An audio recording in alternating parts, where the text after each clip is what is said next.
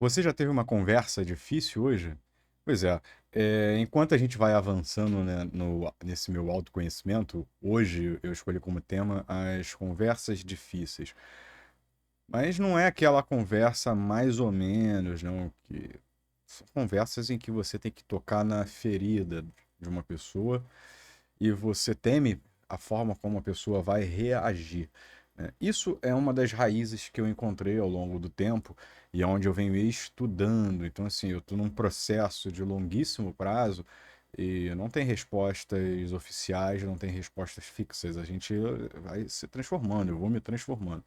E um dos episódios em que eu tenho dificuldade de lidar são conversas difíceis.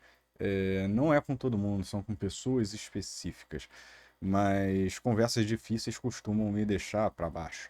Conversas difíceis costumam me deixar ansioso. Mas, pô, com quem não é assim, né? Com quem não é assim? Tem pessoas que têm facilidade para lidar com conversas difíceis. Outras usam de artifícios e ferramentas para fugir, né? Vão através de várias formas tentando evitar uma conversa importante com alguém.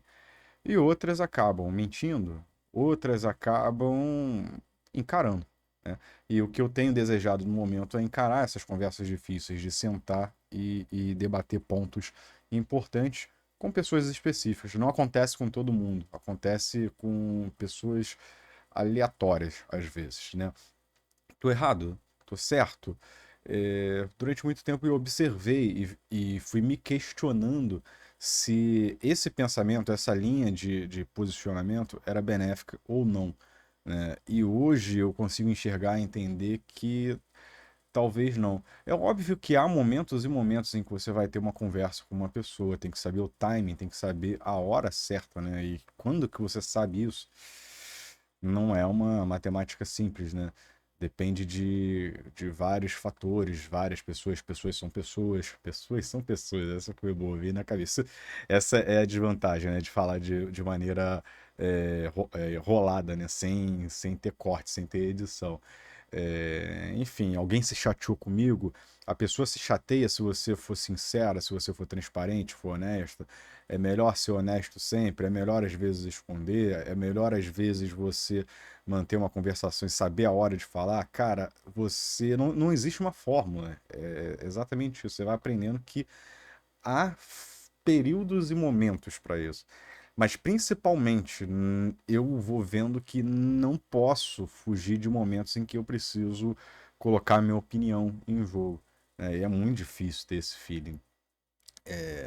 Porque senão você começa o quê? Eu começo a me remoer. Pô, eu devia ter falado. Bom, eu perdi uma oportunidade, eu devia ter dito não sei o quê.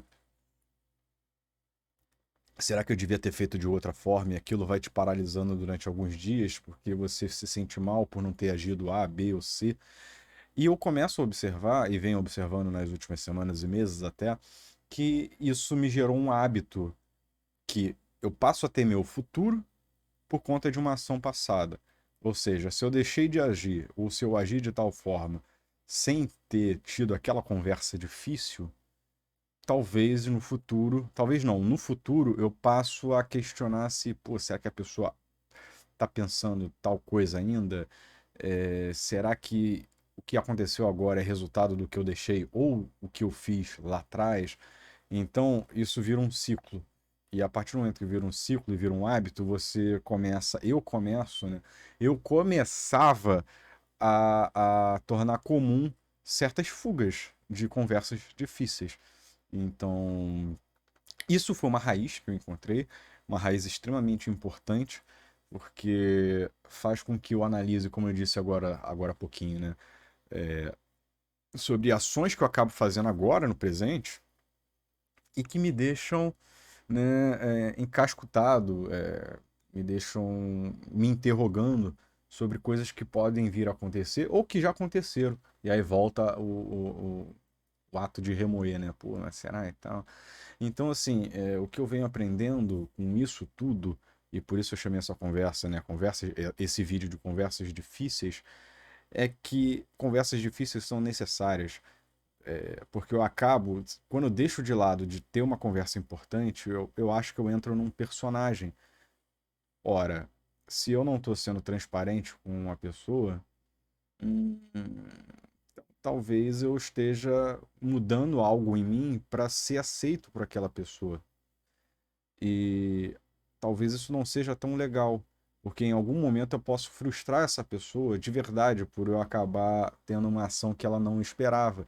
Sendo que se eu tivesse agido da maneira que eu desejava antes, talvez ela já conhecesse essa persona que tinha ficado oculta em algum momento, sabe? Esse é um detalhe. E o mais importante disso tudo, que causa uma reação, que é uma reação da ansiedade em mim, é a paralisação. O problema acaba, né? Esse problema que deixou de ser resolvido, ele acaba sendo um fator que me paralisa no resto do dia. Então eu deixava de fazer tarefas importantes que não tinham nada a ver com o problema, porque eu ainda estava pensando em alguma coisa que aconteceu que eu deixei de fazer. Então, assim, ó, olha como é a engrenagem. Hoje, com mais facilidade, eu consigo manter a minha rotina, o que eu me proponho a fazer naquele dia. Por mais difícil que seja, por mais que minha cabeça esteja atolada de alguns pensamentos de coisas que eu deveria fazer ou fiz, eu sigo cumprindo a minha rotina, a minha tarefa. E aí, isso soma todos os outros vídeos do que eu venho falando, né, dos sentimentos que eu venho aprendendo comigo mesmo, né? Não é uma coisa isolada, né? É muito difícil. Então, assim, existem hábitos da escrita, da leitura, existe a minha interpretação de como eu tô naquele dia, se eu tô neutro, se eu tô bem, se eu tô mal. Existem o corte de itens que me faziam fugir de situações importantes, como o consumo de álcool, ou vício em videogame, ou vício em internet. Enfim, você vai somando tudo, eu vou somando tudo e vou me conhecendo melhor. Então, hoje é difícil. O meu eu quer fugir para me paralisar, porque eu não tenho agora ferramentas de fuga, né? E então o meu eu tende a paralisar no problema, pensar no problema até ele ser resolvido, mas não tem como fazer isso. Você não pode parar a sua vida para fazer, para deixar. Eu não posso parar a minha vida para deixar que outras coisas sejam resolvidas, certo? Então é basicamente isso. E conversas difíceis me levam a esse questionamento, me levaram a conhecer uma raiz minha de que eu me tornava uma figura passiva em certos casos para evitar confronto. Hoje não. Hoje muito mais. É uma coisa que já vem sendo trabalhada há muitos anos em mim, mas hoje muito mais eu tendo a me forçar a falar um pouco mais sobre algo que possa gerar um problema, mas não o conflito pelo conflito, mas algo que eu observe que tenha me tirado do eixo, que tenha me chateado, me magoado e que eu possa estabelecer uma comunicação e uma condução melhor daquela situação com a pessoa que pode ter feito isso ou deixado de fazer ou eu fiz, enfim. Fez sentido isso para você? Você sente isso? Sente alguma coisa? Sempre deixe o seu comentário aqui no vídeo, porque para mim é importante. Eu leio e vejo se as pessoas estão se identificando, ou até corrigindo, ou até chamando atenção para coisas que eu deixei de falar, ou que eu falei. É sempre importante sua participação. Estou tentando manter aqui esse diáriozinho frequente e a gente se encontra talvez amanhã. Tá bem, minha amiga? Tá bem, meu amigo? Um beijo. Melhoras, estamos juntos. Vambora. Tchau, tchau.